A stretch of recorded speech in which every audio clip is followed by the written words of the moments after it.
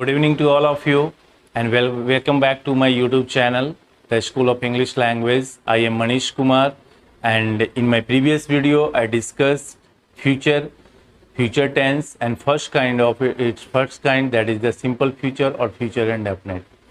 Today I am going to discuss second kind of future tense, that is future continuous or future imperfect.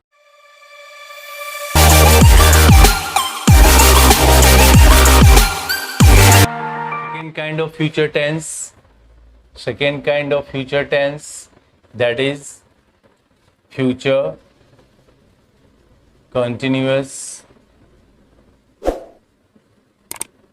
या इसे हम बोलते हैं future imperfect.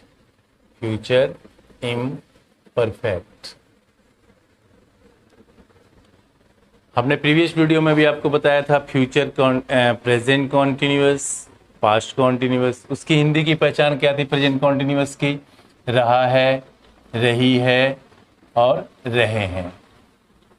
Past की हमने देखा था रहा था, रही थी और रहे थे। फ्यूचर की जो पहचान होती है, हिंदी की जो पहचानना है आपको वाक्य को, वो पहचानना है वाक्य के अंत में रहा था, रही थी और रहे थे। दैट मीन्स कि रहा होगा, रही होगी और रहे होंगे। रहा होगा, रही होगी और रहे होंगे।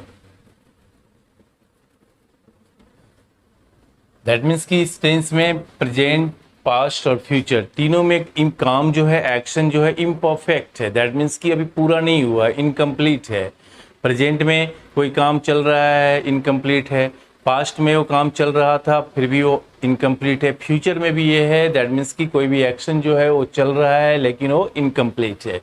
इस टेंस का जो स्ट्रक्चर हम लिखते हैं दैट इज द सब्जेक्ट। यहाँ भी आपको विल शैल का प्रयोग करना है, लेकिन इस टेंस में एक नया वर्ड जोड़ना है बी एंड देन वर्ब की फर्स्ट फॉर्म के साथ आईएनजी एंड देन ऑब्जेक्ट। ये स्ट्रक्चर हमारा असर्टिव वाक्य का स्ट्रक्चर हो गया। इसमें भी 6 स्ट्रक्चर याद रखने हैं आपको, जो सेंटेंसेस के जो 6 सेंटेंस होते हैं असर्टिव, नेगेटिव। तो पहला स्ट्रक्चर जो हमारा है वो है subject, will shall, then be, then verb की फर्स्ट फॉर्म, देन आईएनजी। तीनों टेंस में याद रखना है। Present we will discuss later on, subject will shall, that is the assertive. Second structure is that is negative. Negative structure में हमें क्या याद रखना है? सब्जेक्ट, देन विल शैल और देन नॉट का प्रयोग करना है। बी के बाद नॉट नहीं होगा, बल्कि बी के पहले आपको नॉट यूज करना है एंड देन वर्ब की first form and then ING and then object. This is the structure of negative structure. Next है that is the yes no interrogative. Yes no interrogative फिर आपको याद रखना है कि हिंदी का वाक्य हमेशा क्या से शुरू होगा और इंग्लिश के कैसे पहचानेंगे हम वाक्य को? हेल्पिंग वर्ब से जो वाक्य शुरू होगा। तो यहाँ पे हम क्या लिखेंगे? That is will shall, then subject, then be, then verb की first form and then ING and then object. ये हमारा यस नो इंटेरोगेटिव का वाक्य हो गया। तो इस तरह से हमने 3 स्ट्रक्चर देखा।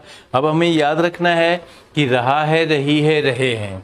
यहाँ पे है आ गया, हु आ गया, हो आ गया तो प्रेजेंट का हो गया वाक्य। था आ गया तो ये पास्ट कॉन्टिन्यूअस हो गया। रहा होगा आ गया तो ये हमारा फ्यूचर कॉन्टिन्यूअस का होगा।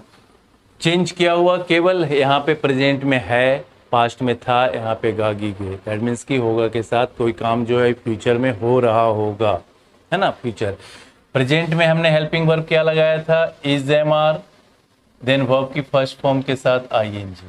पास्ट कॉन्टिन्यूअस में हमने हेल्पिंग वर्ब क्या लिखा था? Was verb and then verb की फर्स्ट फॉर्म के साथ आईएनजी। इस टेंस में हमने हेल्पिंग वर्ब क्या लिखा है? Will shall be and then verb की फर्स्ट फॉर्म के साथ आईएनजी। दैट मीन्स कि तीनों टेंस में वर्ब की जो फॉर्म है वो कॉमन है। दैट मीन्स कि हमें वर्ब की फोर्थ फॉर्म लिखना है, मीन्स कि वर्ब की फर्स्ट फॉर्म के साथ आईएनजी। बाकी चेंज किया हुआ है हमारा केवल ए हेल्पिंग वर्ब। प्रेजेंट में इज एम आर, पास्ट में वाज वर एंड फ्यूचर में विल शैल एंड बी। तो ये हमारा 3 स्ट्रक्चर है। Next video I will discuss WH interrogative, yes no plus negative interrogative and फिर WH plus negative interrogative. Thank you.